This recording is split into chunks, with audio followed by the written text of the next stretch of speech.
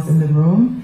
It was a vision that was both inspiring, deliberate, thoughtful, about ways to think about imagining a new engagement for Africa. And similarly, we've heard such inspiring, thoughtful, detailed remarks about how a shining star in East Africa, Kenya, how there could be more deliberate engagement. I'm going to ask if Your Excellency, you might come back onto the stage, and I'm also going to ask if Chairman Olajide, as well as CEO Flori Lizer, Chairman Biddy, and John Kachora, if you could all come onto the stage for a brief Q&A session.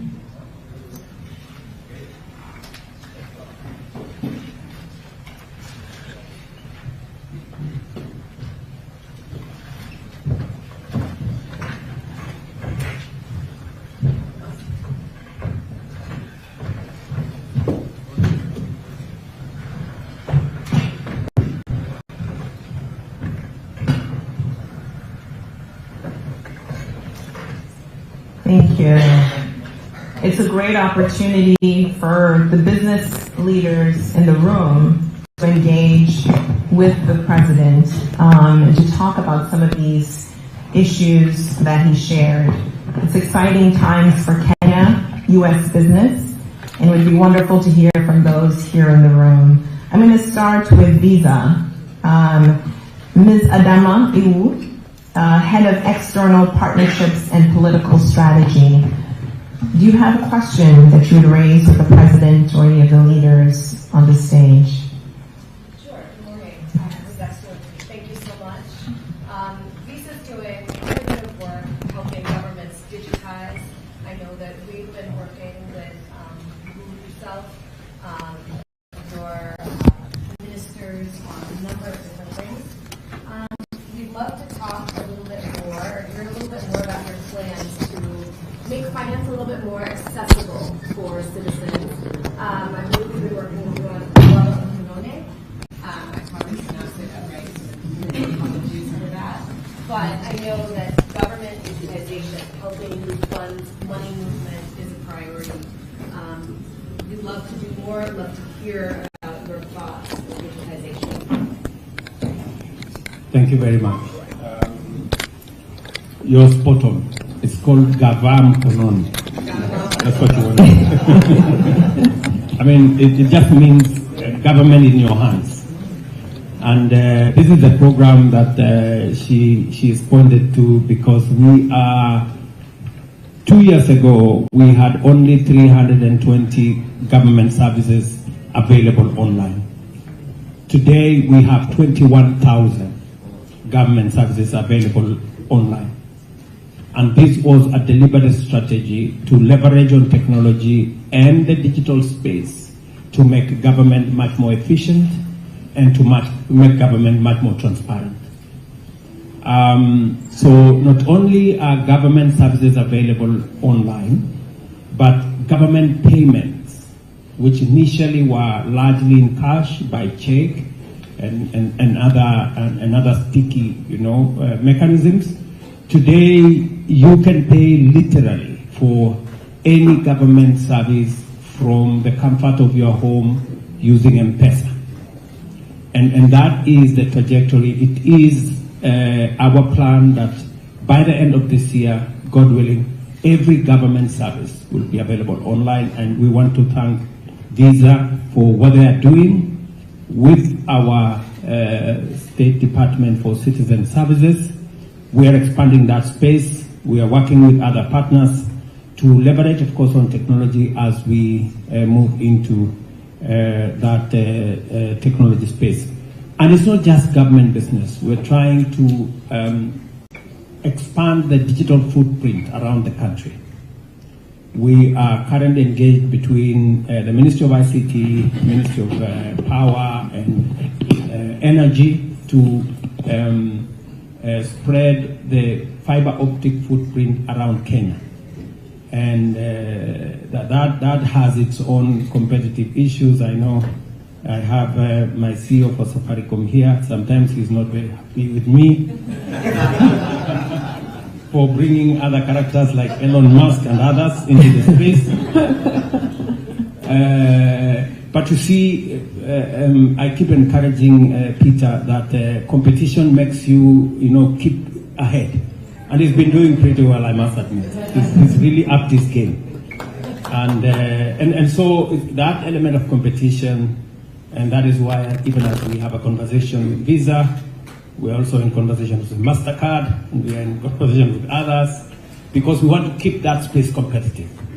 And I just want to confirm here that we're doing 100,000 kilometers of fiber optic around Kenya.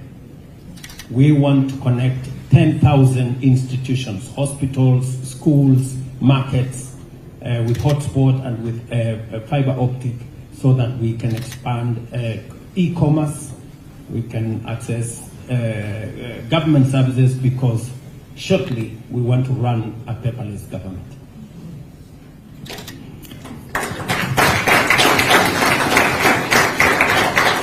Thank you for that, Your Excellency. Let's turn to the financial services sector. A question from Mr. Selo Moloko, Group Chairman of Absa Bank. Good morning, Mr. President. My name is Selo Moloko from South Africa. Mr. President, maybe I should just share a quick personal message I've just sent to my son, who's based here in New York, who shared with me on Saturday that he wants to move in to Kenya to work on a renewable energy project. So I just sent him a text saying that I've just listened to one of the best presentations on an economy by an African head of state, the best ever. And I don't say this lightly, Mr. President.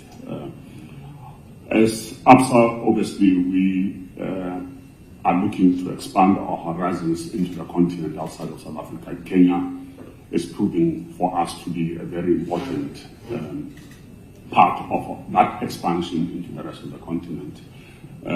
Certainly, we've been watching the events unfold in Kenya, and we remain committed, and our commitment is unwavering, because we see Kenya as one of the anchors of our strategy outside of South Africa.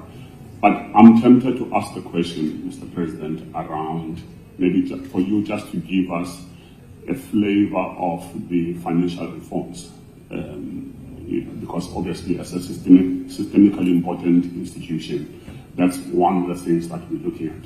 Encouraged by the speech today, has confirmed to me that my son is making the right call, and that we at ABSA are making the right call, but we just need to understand progress that's being made with regards to the financial reforms in the country.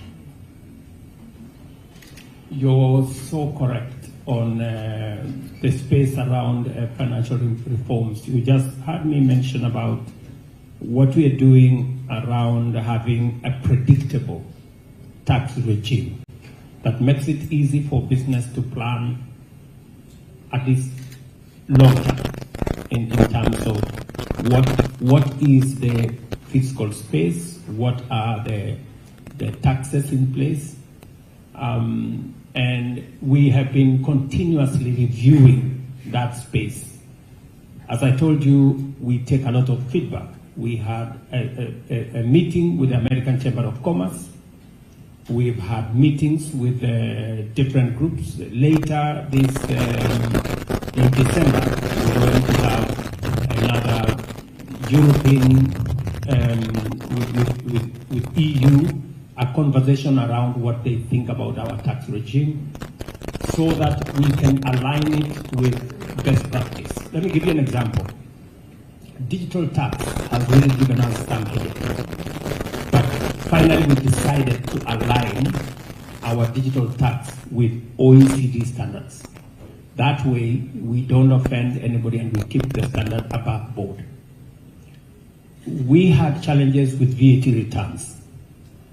I made the decision that once VAT returns are certified, if you are not paid by our revenue authorities within 6 months, you can then net off those returns on your other tax obligations. That way, I make compliance both ways, so that either they pay you on time or they lose their tax, because you have to recover from what they are doing. So we are continuously improving that tax space to make sure that we are aligned. Let me also say that the reason why we are expanding space around special economic zones, around export processing zones, is because we want to have a predictable regime in that space that has clear tax incentives, that you can think about 10 years, you can plan 20 years as you invest in that space. APSA has been a great partner of the Republic of Kenya with a very big footprint. I am happy that you are thinking about that space one more time. And if there is anything that we can do specifically for APSA, please let us know. We will be at hand to deal with it. I have my Chief of Staff here, Eden, who is for your information. He's a former employee of APSA. So he knows his way around. Thank you, Your Excellency, and thank you, Mr. Moloko, particularly for that personal vignette. Let's turn now to Mr. Charles Murito. His Excellency referenced the 30% request of shares from Google previously. Mr. Murito is Director of Sub-Saharan Africa for Google. Do you have a question for the President? I answered all his questions. That you did. So, Your Excellency, I think what I may ask is perhaps make a quick comment, especially as Kenya is working towards its economic prosperity journey. It's imperative for us to really harness the power of AI, which I was happy that no one mentioned it before, so that at least I get the opportunity to be the first to talk about it here. But as we think about that, AI is definitely going to have great impact, not just in terms of the technology itself, but thinking about some of the things that you mentioned around agriculture, around health, education as well. And it's something that really we think about as what we call a general purpose technology, which is really the foundation of everything else to be built upon. So it's not about technology itself, but really what it can do to accelerate the economic growth. And as we know, we in Africa definitely need that. So, Your Excellency, as you know, we did sign our joint statement of collaboration earlier this year in DC, and there's been quite a lot of progress in that around the national AI policy, and I commend your government for working closely on that. So my question to you, and really my offer, is that we as Google are working closely with other technology companies as well as other private sector companies are really on standby to offer any support that you and your administration want. And so please reach out to us if we need to help, especially around AI and all the implications that it can have to accelerate the economic growth for Kenya and all the other countries across the continent. Thank you so much, Your Honor. Your Excellency.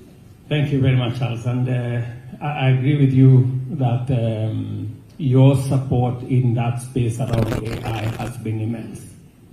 We're actually playing catch up, because I was very pleasantly surprised. I went to one of our technical training colleges and I found a young man there, I think his name was Brian. And Brian told me that he is working for an AI company in Germany. And this is a college that is in remote Kenya, 400 kilometers from Nairobi.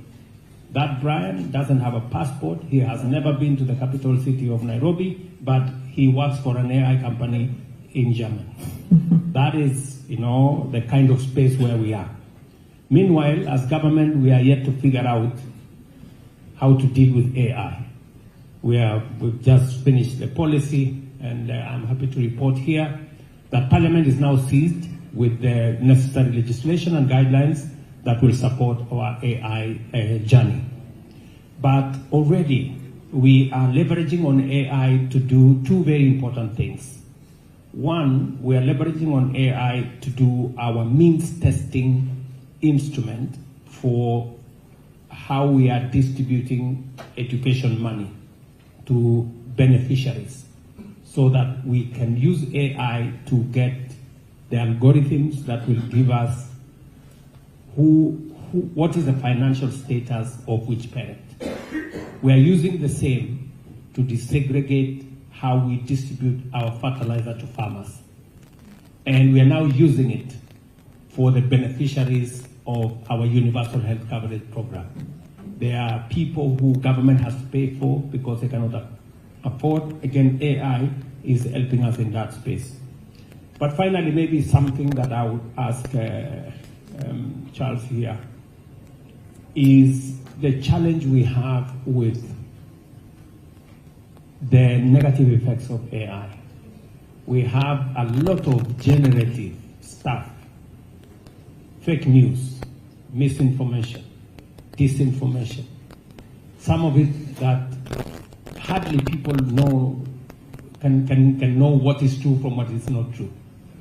And it is quite a menace. So again, that's the space that we need to work together. And finally, to think about cybersecurity. We still have very serious challenges around cybersecurity. Sometimes I have to call Peter to figure out when government services are attacked, and he's been immensely useful with the Safaricom and other players. So again, I think there is scope for us to collaborate with Google and others so that we can better secure that place. And you know, even the conversation we are having in the Summit of the Future is about artificial intelligence, the misuse and the misuse. You know, there are those who are missing the opportunity to use it, and there are those, of course, who are in the space I talked about. So again, that is space we can all think about. Thank you, Your Excellency, and thank you, Charles, for that question. I'm going to turn this now to Mr. Yunus Tamer, Senior Director, Government Relations and Public Policy at Proctor Gamble. And Yunus, I'm wondering if Charles referenced that AI had not been spoken about before, so it's something new. If you have a new question for the President, not to put you on the spot. Definitely, I'm put on the spot. Thank you so much. So welcome. Thank you, Mr. President. It's a pleasure to be here. I really was glad to hear about the potential and expansion of the U.S.-Kenya trade agreement, and of course the tax reforms you're talking about internally are massive and very well appreciated. One other further area that can improve the further ecosystem for us as Procter & Gamble is the expansion of the African Continental Free Trade Agreement deployment across the continent. It's a great opportunity across the board for inter-Africa trade. And associated with that is the harmonization of the Kenyan product standards in terms of being compatible with the globe. So whenever they are compatible, it opens the doors for Kenyan products, meat products, to be exported to the rest of Africa and the rest of the world at ease. So just a comment, no questions here, just an appreciation of the development that's happening in Kenya, and thank you so much for this opportunity. Thank you, Yunus. So we'll turn now to Ms. Tara Nathan. Tara, where are you? Okay, wonderful. Executive Vice President for Humanitarian and Development and EVP and founder of Community Pass and MasterCard. Tara, do you have any question for His Excellency? Yes. Hello, Mr. President. I think we had the honor to meet when you were here in May to talk about Community Pass at MasterCard, which is also, I'll be the second to mention AI, but it's for digital technology. But for us, one of the things that we're doing via digital technology is making sure on how that's applied to rural, remote communities and making sure that no one's left behind in this digital revolution that we're talking about. Community Pass focuses on rural smallholder farmers. So I would love to hear a little bit more about the agricultural sector, as we had a chance to talk about. For us, when we think about digital technology at MasterCard and through Community Pass, it's really about figuring out how can digital technology not only provide identities, but provide access to markets so that farmers can get competitive bids, how they can get access to authentic and pure inputs so that they know that the seeds that they're planting are real, that they get access to credit. The main thing that we're really focused on is taking that ecosystem approach, which I think we talked about. So one of the things that we're very proud of is we talked to you, Mr. President, about the MADE Alliance, the Mobilizing Access to the Digital Economy, which in Africa, which we announced at the call to action from Vice President Harris in May. We're proud to announce that now we're launching it in Kenya. And in fact, Community Pass, I should say, was actually innovated and developed in Kenya, and we exported it across the world. It's now live in 7 different markets across the globe. But very interested to hear more about your thoughts around digitization, specifically in the agriculture space or in the space of the smallholder farmer, and sort of reaching those folks that are rural, that are more marginalized, that constitute over 7 million or close to 7 million inhabitants across Kenya. Sorry. Thank you. Thank you very much. A year and a half ago, we decided that we are going to distribute our fertilizer on a digital platform using e-voucher. We registered 5 million farmers, and every farmer today in Kenya has a voucher that gives them a government subsidy, and therefore they pay less what the government has subsidized on fertilizer. It is amazing. And in fact, I went to one of the depots to see. There is no cash. Everybody has come with their phone, with their voucher, and they are paying using a digital platform. It has done 3 things for our Kenyan farmers. It has increased efficiency, it has increased transparency, and today we have a record as government as to how much money we are going to pay, because we can easily reconcile the vouchers that have been given out by our depots from what the farmers have bought. And number 3, it has also given us accuracy that farmers are buying seeds and fertilizer that is certified by our KEFIS, the certifying agency in Kenya. So Peter here will tell you they worked with us on developing, again, the voucher framework with them, and many banks are part of that ecosystem. And I'm sure my good brother here from NCBA can confirm that the banking industry are now part of that ecosystem of working with us on that digital platform to be able to distribute fertilizer. One last thing is it's very interesting today on the predictability of weather.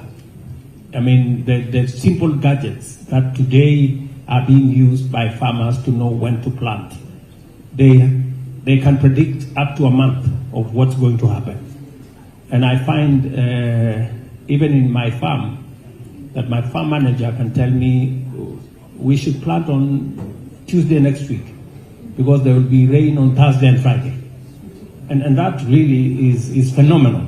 This is something that has never been the case. So there is much more accuracy, especially in the context of climate change, on when farmers can plant, on when they can do the next step. And therefore, I would look forward to the rollout of the technology you have talked to me about, and hopefully we can build it into the ecosystem that exists at the moment. Thank you, Your Excellency. Last question we have from John Kachora of Kenyan Private Sector Alliance. We heard earlier from Jazz for KEPSA. John, where are you? I am here. I couldn't find you in the audience. That would be why. Maybe what I'll do is make a couple of comments. When the President was speaking, there were a couple of questions regarding accessibility to finance from Adama and of course from the chairman, the former chairman, from ABSA. I'm also from ABSA, by the way, Your Excellency, on financial reforms. I thought I would really mention two things. One is that Kenya has one of the highest financial inclusion rates in Africa at 86% as of last year. It's one of the highest in Africa. Beyond that, I think, is the question of what the government has done. I think one thing that perhaps is not talked out a lot, Your Excellency, is the effect of the Hustler Fund as far as financial inclusion is concerned. Quite often we measure financial inclusion in terms of transactions, and of course M-Pesa has done a very good job of bringing people into that. But I think really financial inclusion must have the other two components, which is savings as well as borrowings. And I think what Hustler Fund has done is bring the rest of the population that was doing transactions at M-Pesa but not being able to borrow and to save into that saving culture. So today I would say that number, I'm waiting for the next survey. I would say, Your Excellency, I'll be surprised if you're not over 90% in terms of financial inclusion. So really good job on that. I think the other comment that perhaps I would make is that obviously there was the news about Kenya getting grey listed as far as Zambia is concerned. And I think what is, again, I would like to talk about is the reforms that the government has put in place to make sure that Kenya is on the global standard as far as AML and financing of crime is concerned.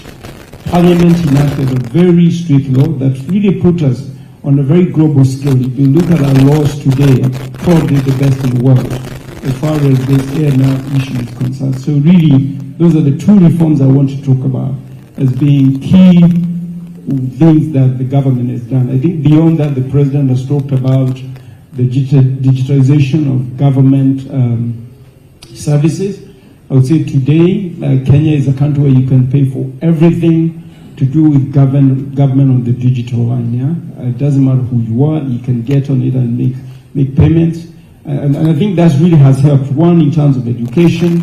Two, in terms of the use of AI, as the president has talked about. And the last one I would say, Your Excellency, is that I'm also a small-scale farmer. I have my voucher for fertilizers, so I want to say I'm living evidence. Thank you. Thank you. By the way, John, I also have mine. Thank you, John. Well, ladies and gentlemen, a round of applause to thank President Ruto.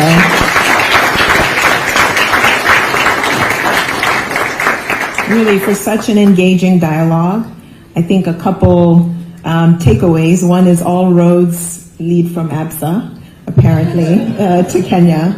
But really, just exciting to hear of the significant incentives that are being put in place in Kenya to support business. It's an exciting time to invest. I'd like to invite Peter Ndegwa, CEO of Safaricom, to come and give some brief closing remarks. And then we'll have a vote of thanks and bring our program to a close. Thank you, Peter.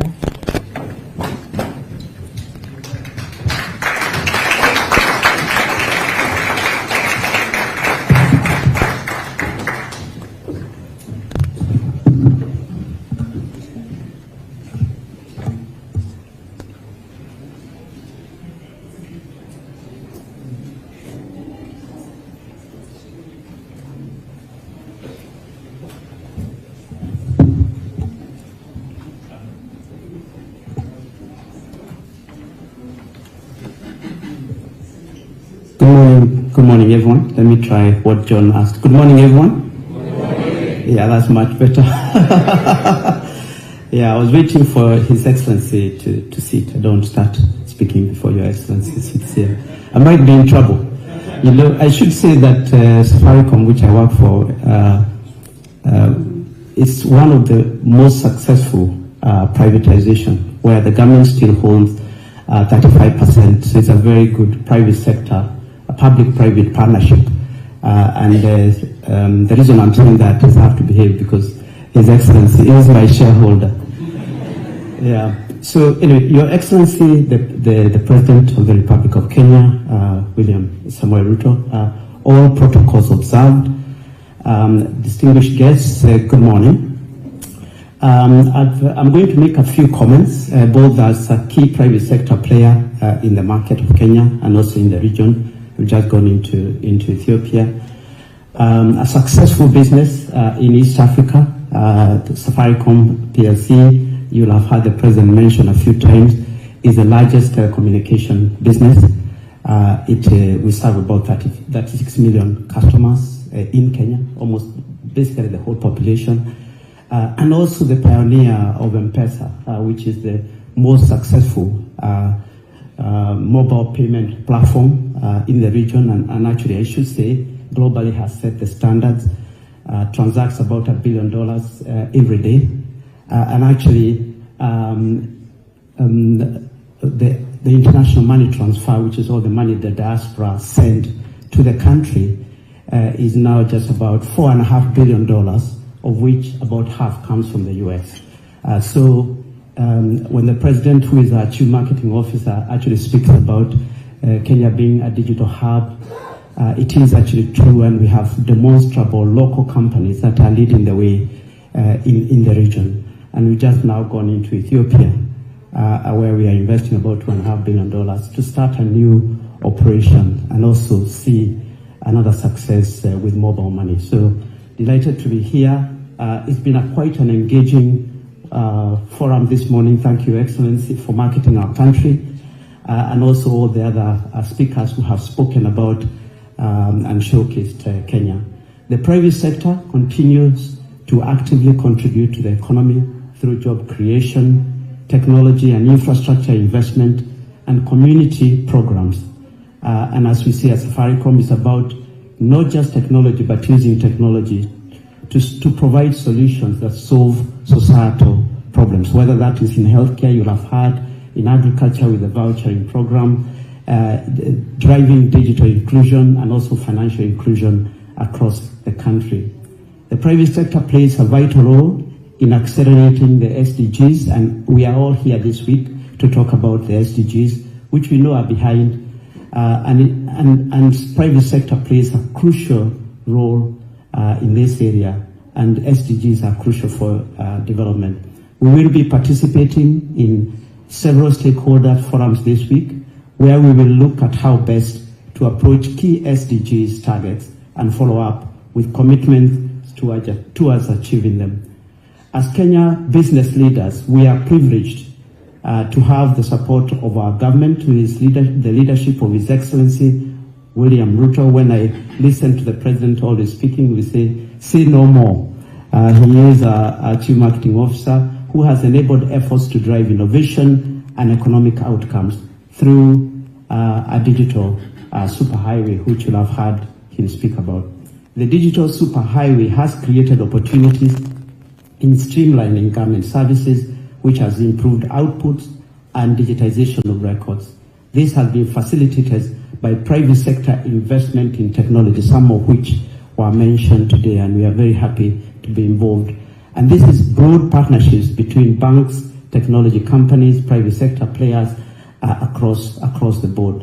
Our role as private sector has been to support digital transformation by investing in infrastructure, in financial support, and you'll have heard John speaking, and also in training.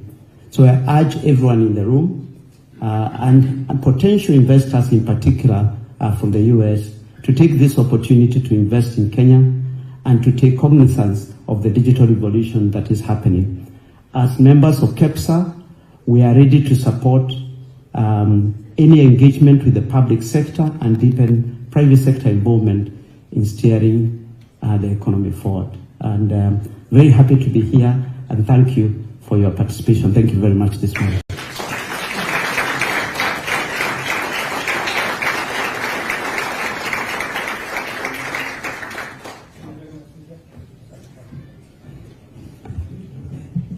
Thank you so much. I am here to give the vote of thanks, but let me also say that I spoke over the weekend with Carol Kariuki, who said she was so sorry she couldn't be here, and as a longtime partner with her, CCA and KEPSA, I just wanted to acknowledge that and acknowledge her work at KEPSA as well.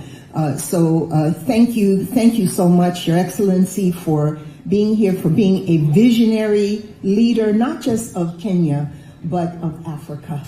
And please know that Corporate Council on Africa, that focuses solely and exclusively on building trade, investment, and business with Africa, is always here to support Kenya and your vision. Hold it. Let me...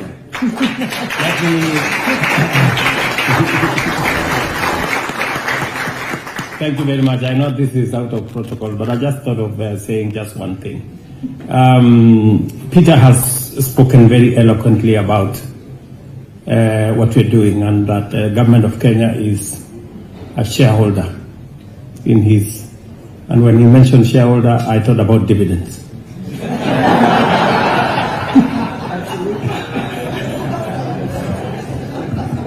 And he has said that I'm the chief marketing manager. You know, I have to really work hard, because Kenyans set very high standards for me. I really have no choice. And good is not good enough. They only believe in excellent.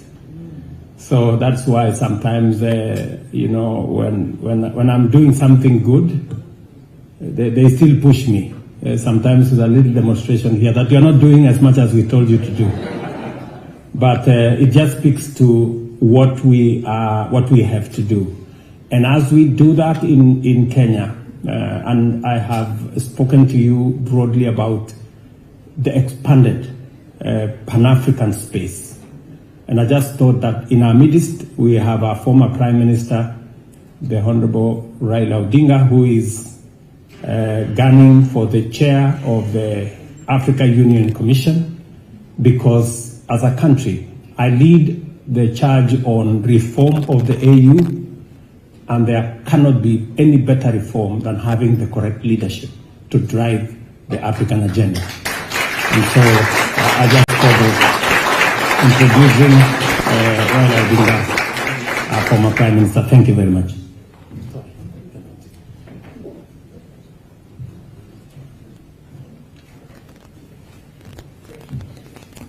Thank you, Your Excellency, and thank you, Flory. With that, we bring our conversation to a close. What a treat to have had these remarks from the President of Kenya, as well as this engaging dialogue with the business leaders, both within the U.S. and in Kenya. Thank you all so much. I'd ask if you could stand as the President and his dignitaries leave the room. Thank you so much.